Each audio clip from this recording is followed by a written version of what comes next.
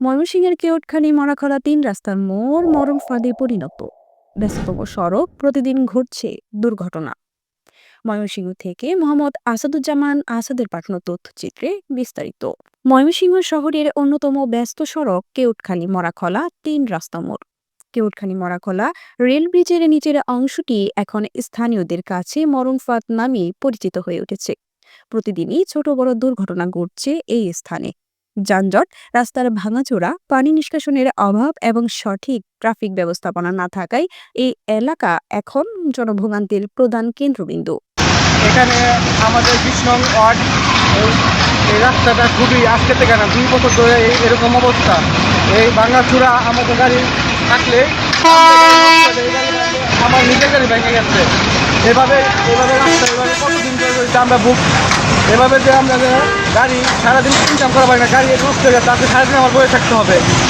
এজন্য আমি চাই যে কর্তৃপক্ষ যারা সরকারি আছে তাদের রাস্তাটা ঠিক করে, সিটি কর্পোরেশন আছে, এরা কোনো দায়িত্ব কিছু নিতেছে না। তাদের জন্য আমরা দুর্ভোগ হচ্ছে। প্রত্যেকটা গাড়ি ভাঙচুর হচ্ছে, রাস্তাঘাট ভাঙচুর। এরা ২ বছর ধরে রাস্তা ঠিক হচ্ছে না। এই মরাখলা এলাকার রেল ব্রিজের নিচের অংশে রাস্তার গর্ত ও অসমান জায়গার কারণে বাস, মোটরসাইকেল, রিকশা এমনকি প্রাইভেট কার দুর্ঘটনায় পড়ছে প্রতিনিয়ত। বিশেষ করে রাতে পর্যাপ্ত আলোর অভাবে দুর্ঘটনার ঝুঁকি আরও বেড়ে যায়। প্রতিদিন আতঙ্ক নিয়ে এই রাস্তা ব্যবহার করছেন সাধারণ জনগণ। স্থানীয়রা জানান, প্রতিদিনই কোনো না কোনো দুর্ঘটনা ঘটছে। একদিকে রাস্তায় গর্ত, অন্যদিকে সঠিক সিগন্যাল বা ট্রাফিক পুলিশের উপস্থিতি নেই। এখন এই মোড়টা পুরোপুরি মৃত্যু ফাঁদে পরিণত হয়েছে। সমস্যা তো ভাই সারা এলাকা খালি জাম আর জাম।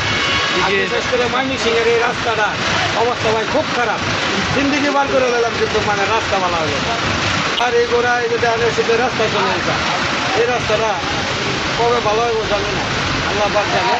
আমরা সবাই দোয়া করি আল্লাহ যাতে সৌমতি উঠে নেতাগর যাতে রাস্তাটা অন্তত ভালো হয়। শহরের গুরুত্বপূর্ণ সংযোগ সড়ক হওয়ায় কেওটখালী মরাখলা মোড় দিয়ে প্রতিদিন হাজারো যানবাহন চলাচল করে। অথচ রাস্তাটির সংস্কার বা নিয়মিত রক্ষণাবেক্ষণের উদ্যোগ দেখা যাচ্ছে না বলে অভিযোগ এলাকাবাসীর। তারা দ্রুত এই স্থানে রাস্তার সংস্কার, সিগন্যাল স্থাপন এবং পর্যাপ্ত স্ট্রিট লাইট দেওয়ার দাবি জানিয়েছেন। একই সঙ্গে তারা প্রশাসনের প্রতি আহ্বান জানিয়েছেন যেন দ্রুত এই স্থানটি নিরাপদ সড়কে রূপান্তরের উদ্যোগ নেওয়া হয়। অন্যথায় দুর্ঘটনা আরও বাড়তে পারে এবং অনেক প্রাণহানি ঘটার আশঙ্কা রয়েছে।